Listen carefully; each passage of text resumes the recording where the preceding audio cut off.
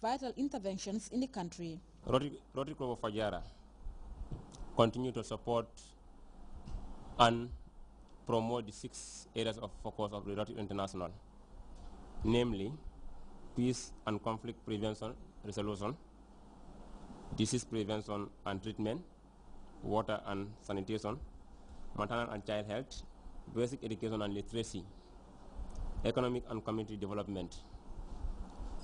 This Rotary year alone, Rotary Club of Fajara has completed 6 water projects in CRR and LRR.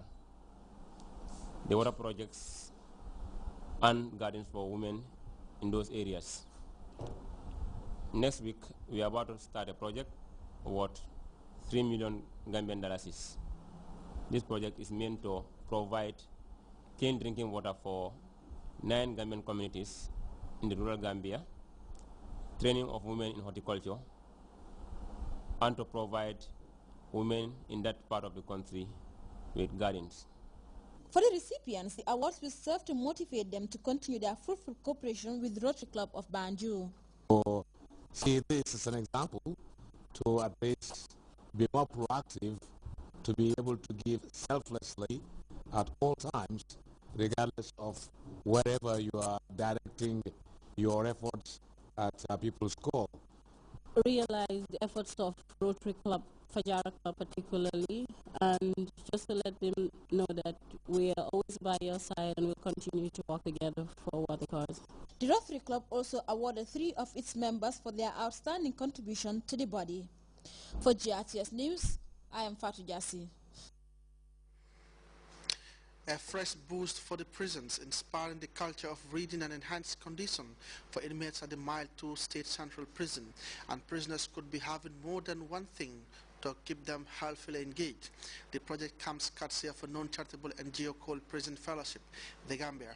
The fellowship helping to restore those involved or affected by crime handed a new and fully furnished library to officials of the Gambia Prison Services at the Bureau's central office in Banjul. The fellowship, whose initiative was described as a meaningful gesture by officials, also presented sporting material and a TV to the prisons. We now take our first break. The news continues right after.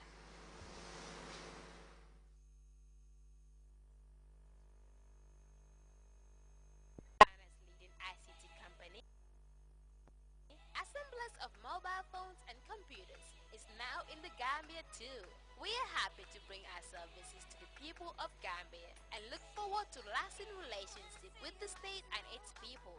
Come choose from RG's range of phones and computers and enjoy delightful after-sales service and the confidence of warranties that will keep your devices good as new.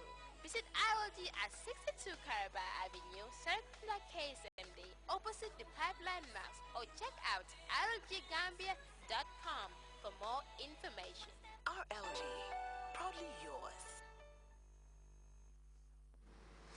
Welcome back.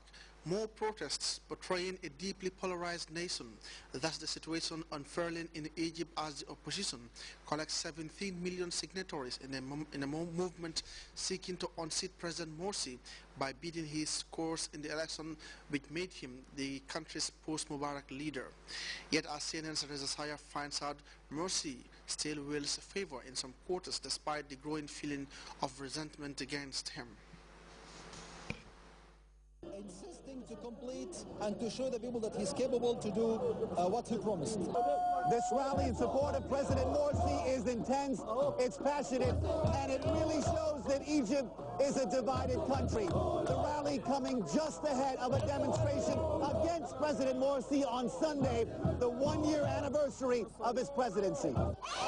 Sunday's demonstration will be a culmination of a 3-month petition drive by the opposition, calling for new elections and the president to step down. Organizers claim they've collected around 17 million signatures, roughly 4 million more than the 13 million votes that won Morsi the presidency last year. The opposition is an increasingly complex mix of factions led by liberals, moderates, and pro-democracy activists. But remarkably, they've been joined by many Egyptians who want the military to take over. Even some Egyptians who long for the ousted President Hosni Mubarak are joining in. Each faction has a different vision for Egypt, but they all accuse the president and his Islamist supporters of monopolizing power and pushing aside opposing voices. They also blame the president for a gas shortage that has Egyptians waiting hours to fill up, a breakdown in law and order, and an economy that's gone from bad to worse. Anger and frustration have often turned to violence. Dozens were injured Friday in clashes outside the offices of the president's political party in Alexandria. Earlier this week, at least 3 supporters of the president were killed in clashes elsewhere in Egypt. On Friday, the rally in support of President Morsi was peaceful, but the message was loud and clear. The president has no plans to leave, and his supporters are standing firm. He will be the president for 4 years, period. The man accused of leaking top intelligence secret about U.S. surveillance program is still on the run. Former NSA contractor Edward Snowden is believed to be somewhere in the Moscow airport where he was last spotted. CNN's Carl Penal traces Snowden's steps. This is the view that may have flashed in front of Edward Snowden just after touchdown at Moscow's Sheremetyevo airport. Through passport control, even though by then US officials had revoked his travel documents. Then perhaps Snowden would have put the 4 laptops he was reportedly carrying through a scanner. That was 6 days ago. What really happened next is a puzzle more complex than any in these airport magazines. There's no isolated transit lounge. Like all other international passengers, the leaker would have had free run of terminals D, E and F. That's a maze of tax-free and coffee shops close to 3/4 of a mile long, and more than 50 departure gates bustling with travelers. Even so, it would be tough for one of America's most wanted men to stay hidden in plain sight. So we checked a handful of more private, VIP and first-class lounges. No sign. Has he perhaps donned a classic spy disguise, dark glasses and a Russian hat? Maybe even a T-shirt tribute to the first man in space.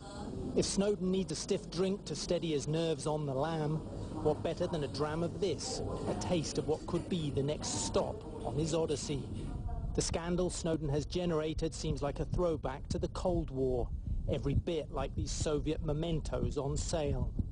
And so far, President Obama, reduced here to a smiling Matryoshka doll, is floundering in efforts to hunt him down and bring him home. It's the early hours of the morning now and the passengers have thinned out. The question is, though, if Snowden is not in this sprawling airport departures area, has someone simply let him slip out of one of many side doors like this? Carl Penhall, CNN, Sheremetyevo Airport, Russia. Now, saving for the inevitable is nothing new, but life insurance and funeral policies have been slow to reach Africa. Yet that could now change, as we find out in this report. Loved one is part of life. And now for many on the African continent, saving for that day is becoming a necessity. When someone dies, funeral insurance pays enough to cover the cost of everything related to the burial. Tebogo Maria Mashiachidi says it's important. We're living in a world of, ups and downs, and no one is ever sure how much life he has in this world, so you need to be covered. While many Africans save informally, she's one of the few with a funeral policy. Rafense Ramasike says she needs one. I don't have a funeral plan, but I'm planning to go to my bank and get one. Doug Lacey of Leapfrog Investments says even though sales of all types of insurance are low, they are improving. If you have a look at the insurance penetration levels in Africa, they're exceptionally low. In many parts of the continent, it's below 1% insurance premiums as a percentage of the gross domestic product. And you would typically expect developing and emerging markets to be spending between 2.5% and 4% of GDP on insurance. Margaret Dawes, Executive Director of Sanlam's Emerging Markets, agrees. Demand for insurance products is growing on an ongoing basis. The middle class in Africa is emerging. The demand for our products is increasing. Regular life